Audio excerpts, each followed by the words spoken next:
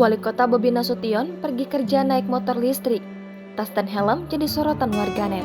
Tak seperti biasanya menggunakan mobil, Bobi malah terlihat nyaman mengendarai motor berwarna putih tersebut. Hal tersebut diunggah langsung oleh Bobi Nasution di akun Instagram resmi miliknya @bobbynst. Dalam postingan tersebut, terlihat ia sedang menggunakan motor listrik untuk pergi ke kantornya. Meski begitu, Bobi Nasution terlihat tetap mendapatkan pengawalan.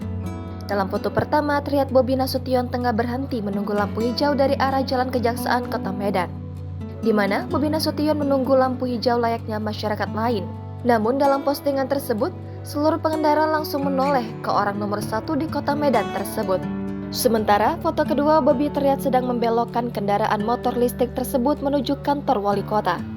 Sedangkan foto ketiga, Bobi Nasution terlihat sedang menghentikan motor listrik tersebut di depan halaman kantor wali kota Medan. Adapun dalam komentar tersebut, ada yang salpok dengan tas sandang yang digunakan Bobi Nasution. "Bukan ransel Nahyan itu kan Pak?" ketik pemilik akun @mei_siahan. Komentar dari pemilik akun @mei_siahan itu pun dibalas Bobi secara langsung dan singkat. "Bukan," ketik Bobi Nasution. Di sisi lain, Gubernur Jawa Barat Ridwan Kamil bertemu dengan Wali Kota Medan Bobi Nasution pada Rabu 1 Februari kemarin. Dalam pertemuan itu, Bobi Nasution dan Ridwan Kamil menyempatkan jalan-jalan sore bersama menggunakan motor listrik buatan dalam negeri, Gasits. Pria yang akrab disapa Kang Emil itu menegaskan bahwa dirinya mendukung penuh program pemerintah dalam migrasi dari kendaraan berbahan bakar minyak ke kendaraan listrik. Karena itu, dia senang Wali Kota Medan mengajaknya berkeliling menggunakan motor listrik. Bersama Bobi, Ridwan Kamil melewati beberapa jalan utama di Kota Medan, mulai dari Jalan Balai Kota sampai Jalan Pegadaian.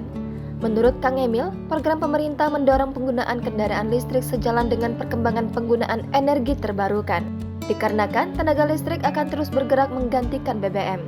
Kang Emil juga mengakui setiap kali berkunjung ke daerah-daerah di Indonesia, dia turut mengkampanyekan penggunaan energi terbarukan. Selain kendaraan listrik, penggunaan energi yang bersumber dari panas matahari, panas bumi, angin, dan sebagainya turut dia sampaikan. Dengan menggunakan kendaraan listrik, masyarakat bisa menghemat sampai 30% bila dibandingkan dengan penggunaan kendaraan BBM.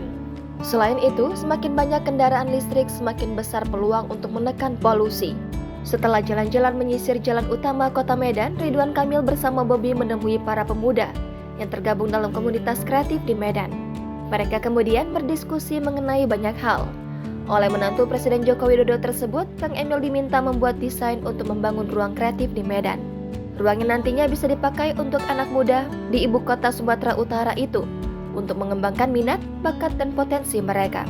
Ridwan Kamil percaya Bobi sebagai anak muda yang menjadi pemimpin di Medan bisa membawa perubahan di kota tersebut. Namun dia menekankan membangun sebuah kota tidak bisa cepat, harus bertahap. Di kota-kota dan provinsi mengkampanyekan energi terbarukan. Energi dari panas matahari, dari panas bumi dan lain-lain, termasuk mobil listrik dan motor listrik. Saya dukung program pemerintah.